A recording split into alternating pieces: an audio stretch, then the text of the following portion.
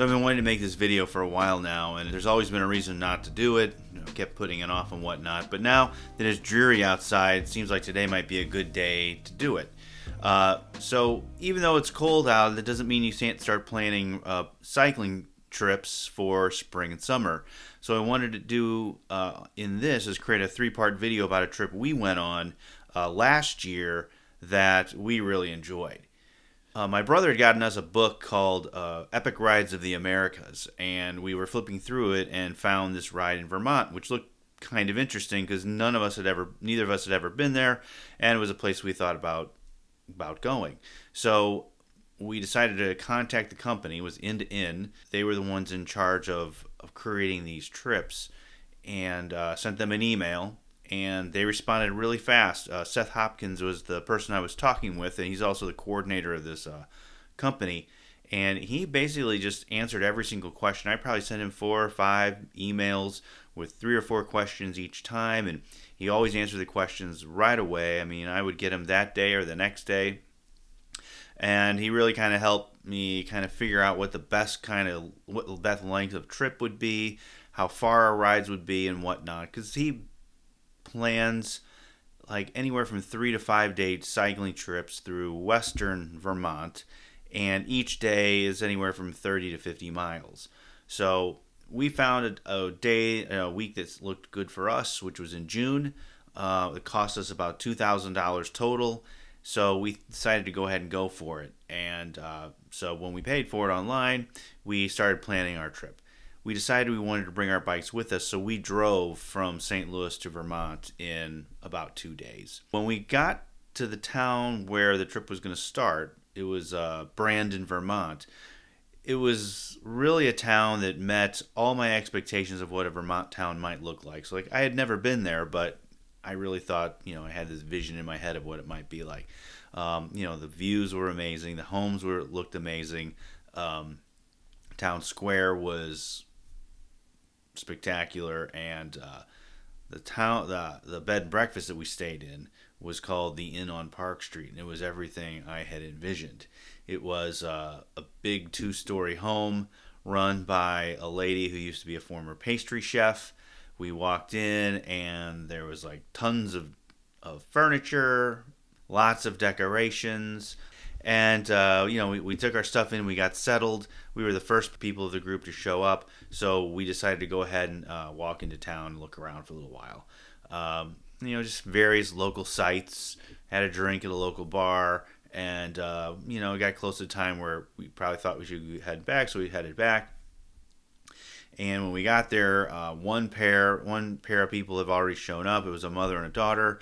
They were from, if I remember right, Los Angeles, and they flew in to Burlington, Vermont, which is a big town north, and then they drove down, and they rented bikes. So that's something Inn to Inn will do for you, is they will rent bikes that are excellent bikes, and you basically kind of talk about what bikes you want, and they will arrange it. We were getting ready for dinner, which was going to be a big 4-course meal. It was all served at a big, gigantic dining room table where we all sat and ate together. About a quarter of the way through dinner, the other 2 guys showed up. They too had flown in and driven down from Burlington. The owner gave them a little bit of the business because they were late and didn't call ahead, but we all got over that and finished having a pretty nice meal and getting to know each other. Our bedroom was what you'd expect. Crazy colors, fabrics, but is incredibly comfortable. We were quite pleased with the room. In the morning, we had a huge breakfast spread. Again, all sorts of stuff you can imagine. Bacon, eggs, French toast, granola, yogurt, fruit, the whole 9 yards. After breakfast, we went out onto the patio and met Seth for the first time. And he basically sat down and kind of gave us a orientation of what we can expect on this ride for each day. It was nice. He gave us maps, local sites, things to check out if we feel like stopping and looking. And he also was in charge of getting our luggage from one bed and breakfast to the next.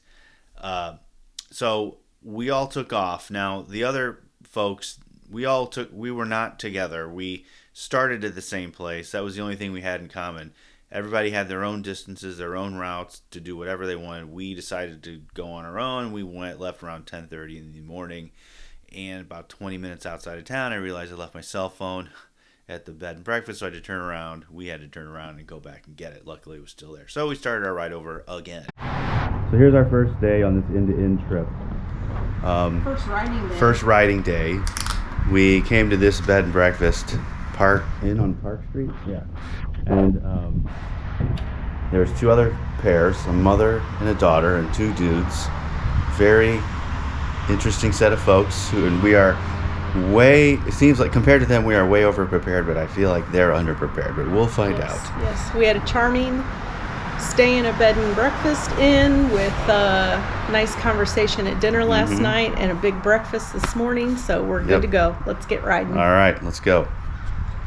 As we're driving through Vermont, the roads are hilly, the fields and the views are spectacular. The mountain views were just gorgeous. I can only imagine what it must have looked like in the fall. But dairy farms everywhere, churches everywhere, small little towns as you drive in and out. We stumbled across, well, it didn't really stumble, we knew it was there, one of the oldest covered bridges in the state that used to be used by trains. And, that's a kind of a sight to go look at. After that, we rode a little ways longer and had lunch at a place in Orwell, Vermont, and it was called Bruxton's Store, small little grocery store with a kitchen in the back, and they made sandwiches for us, and we kind of ate out on the front porch, which was really, really pleasant. We met the owner, and a really nice guy, just kind of laid back and really neat. After lunch, we continued on our ride. I kind of wanted to talk about what bikes we were on. We were on a couple of e-bikes, and the thing that one of our biggest questions was, one, where are we storing these things overnight? And two, are we able to charge them? Because, they're not cheap bikes, and we didn't want to just leave them outside because, we didn't know, what to expect. We assumed they'd be locked up in a garage, or we take them inside, whatever. But, they're like, you don't have to worry about crime here. It is not a thing. And we're like, well, okay, if you say so, but can we charge them and plug them in overnight? Yep, we'll put them in the garage. This is at the first house. We'll put it in the garage, you charge them up, and then you just go get them the next day. And, they never closed the garage. We kind of tucked the bikes away so you can't really see them from the street, but, there was never, ever an issue. And every other place we stayed at also had garages that we could put the bikes in, charge them. Most of the time, the other two places we were able to actually lock them up, and it was great. Another interesting thing as we were riding our bikes along the roads was how much space cars gave us. I mean, they would pass us, they would swing all the way out into the other lane. They would make sure they were completely clear of us before they cut over. And we experienced this time after time after time. Every single car that passed us was like that. If there was oncoming traffic, they would sit back and wait. It was the greatest display of courtesy I have ever experienced by cars on the road. So that's a big plus for road riding in Vermont. We eventually found our way along Lake Champlain because a lot of our route takes us along Lake Champlain. That's kind of a divider between Vermont and New York. And we saw a few Revolutionary War sites along the way. And eventually we wound up rolling into Shoreham, Vermont, which is a very small town. It's really small. I mean, like the main road through is Main Street. The school's on School Street. The firehouse is on Firehouse Road. The inn was on Inn Street. And, tiny place. If you blinked, you could miss it. But we rolled up to the Shoreham Inn, I don't know, maybe like right around 4 o'clock in the afternoon. There's no real rush to get from point A to point B. I think our first day's ride was about 50 miles. And it was a very pleasant first day. So in the next video, I'll talk about what Shoreham Inn was like, what our second day ride was like between Shoreham and Middlebury.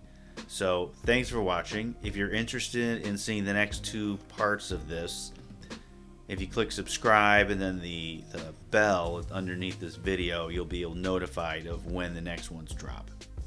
But, that's totally up to you.